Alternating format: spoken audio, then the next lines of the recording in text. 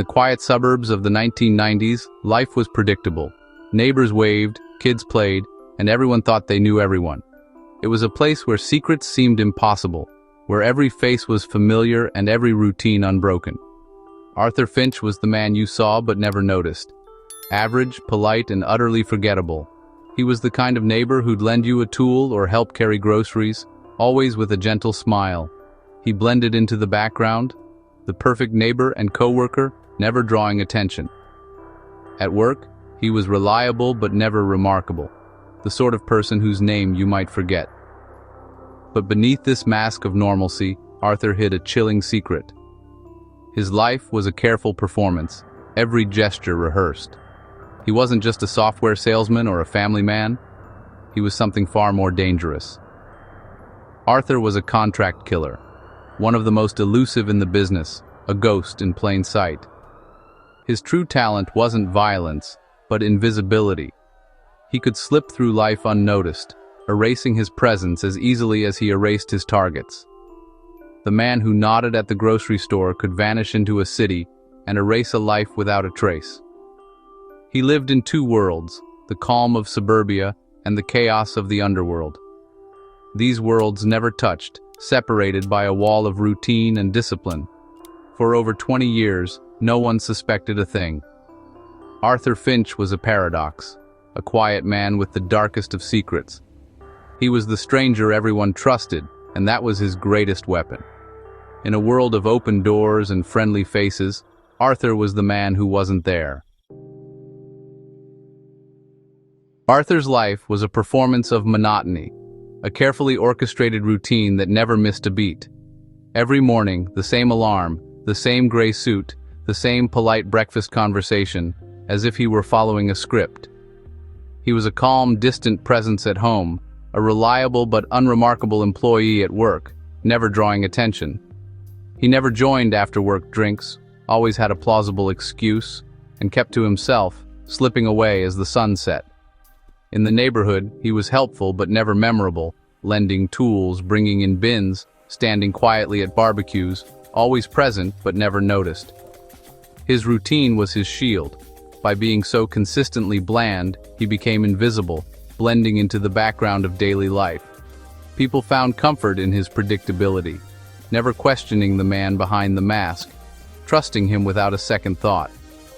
Arthur's life was a pattern, so regular it faded into the background, unnoticed by those around him. His family, co-workers, and neighbors all saw the same harmless man, never suspecting the truth. He had mastered the art of hiding in plain sight, perfecting the illusion day after day. The dullness of his public life was the perfect camouflage for his secret darkness, a mask he wore with ease. Every day he played his part flawlessly, never missing a single detail. No one ever looked closer. No one ever saw the truth beneath the surface. That was exactly how Arthur wanted it.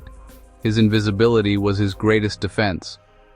In a world full of eyes, Arthur had become a ghost, hidden in plain sight. Arthur's business trips were the only cracks in his ordinary life, subtle hints that something deeper lurked beneath the surface. To his family, they were routine sales conferences. In reality, they were assignments, each one more dangerous than the last. Once away, Arthur transformed, no longer the suburban father, but a disciplined, methodical killer, focused and detached. He used false names, pre-staged vehicles, and meticulous planning to erase his tracks, leaving nothing to chance. His targets were studied for weeks, their routines mapped, and his methods designed to look like accidents or disappearances. Arthur was a ghost, arriving, completing his task, and vanishing without a trace, always one step ahead. Afterward, he destroyed every tool and shred of evidence, then re-entered his cover story, erasing all signs of his presence. He'd return home with souvenirs and a tale of a boring conference, blending seamlessly back into family life. The mask of normalcy slipped back into place, his secret life hidden behind everyday routines. No one suspected the truth behind his travels, not his family, not his friends, not even his closest colleagues. Arthur's double life was a masterpiece of deception, a delicate balance between two worlds. The shadows receded, and the quiet man returned, his secrets locked away. His secret world remained hidden until the day it didn't. Arthur's secret was hidden in his garage, behind a false wall. It was a place no one would ever think to look, a sanctuary of shadows and silence.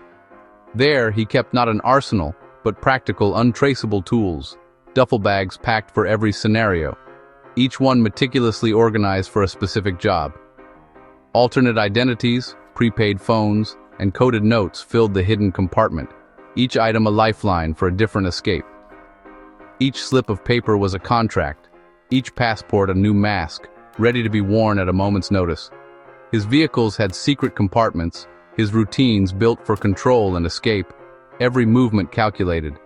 Money from his work was laundered and untouched, never flaunted, always hidden away for when it was needed most. Arthur lived modestly, never drawing attention with sudden wealth or extravagance. His discipline was absolute. No indulgence, no mistakes, no room for error. The hidden space was an extension of himself, plain outside, deadly within, always prepared. Every detail was planned, every risk minimized, every tool in its place. His greatest asset was invisibility, and he protected it at all costs, blending into the world around him. The tools of his trade were as unremarkable as he was, ordinary, forgettable, and deadly. That was the point. Deadly secrets, hidden in plain sight, waiting for the next call. Arthur's invisibility was no accident. It was strategy. He lived a life of utter predictability. Same car, same clothes, same vacations. His family's lifestyle was modest, his finances unremarkable. No sudden wealth, no suspicious behavior, just the quiet routine of a suburban dad. His job required travel, making his absences plausible. He brought back brochures and stories, adding authenticity to his lies. Arthur avoided conflict, never raised his voice, and stayed out of office politics. He was everyone's polite acquaintance, but no one's close friend. This forgettable persona was his ultimate shield. Law enforcement followed the money, but Arthur left no trail. He was present, but never truly seen. The art of blending in was his greatest protection. In a world of noise, Arthur was the silence no one noticed. For decades, Arthur's system was flawless, until a tiny mistake unraveled it all. It started with a reused prepaid phone number, buried in old case files. Investigators linked it to multiple unsolved deaths across states and years. A task force formed, connecting the dots between accidents and robberies that were anything but random. The killer's pattern emerged, methodical, frequent travel, always blending in. They cross-referenced flight and hotel records, searching for a name that fit. Arthur's careful use of false identities almost worked, except for one slip. He used the same alias for 2 rental cars, years apart. That tiny error became the key. Investigators narrowed their list to frequent business travelers. Arthur Finch's travel matched the murders, just enough for a warrant. When they searched his home, the hidden garage compartment told the rest. The quiet man's secret life was exposed, the paradox shattered. Arthur Finch, the invisible neighbor, was finally seen. Arthur Finch's arrest stunned his community. The polite, quiet neighbor was revealed as a prolific contract killer. His family was devastated, their reality shattered by his double life. The story forced everyone to question how well they knew those around them. We trust the ordinary because it feels safe, but sometimes the greatest secrets hide in plain sight. Arthur's case is a chilling reminder. The most dangerous people can look just like us. Their camouflage is our own assumptions. The gap between public persona and private reality can be vast. We may never truly know the depths of another's secrets. The stranger we fear most might be the person we think we know best. Arthur Finch was the man next door until the mask slipped. How well do you really know your neighbor? Sometimes, the scariest monsters are the ones who blend in perfectly.